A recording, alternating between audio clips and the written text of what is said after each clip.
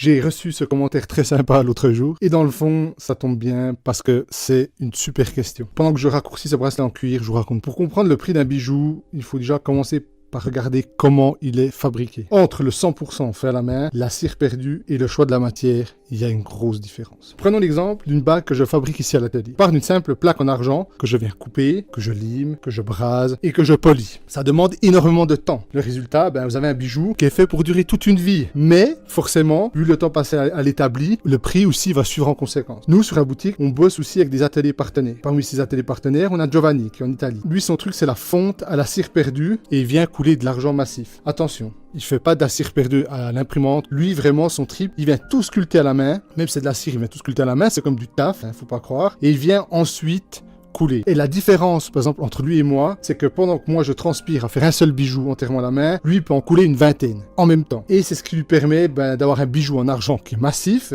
et d'une très bonne qualité. Et à un prix beaucoup plus accessible. Après, il y a la question de la matière. Pour la matière, on a l'atelier de Fabien avec qui on travaille. Lui, par exemple, il vient couler du laiton. Et sur ce laiton, il vient déposer une fine couche d'or 24 carats 3 microns de l'or pur. Ça, c'est ce qu'on appelle le fameux plaqué or. Alors, faut pas rêver, cette couche elle va s'user un peu plus vite qu'un bijou massif, ce qui est tout à fait normal, mais en attendant, ça vous permet d'avoir un bijou magnifique à un très bon prix.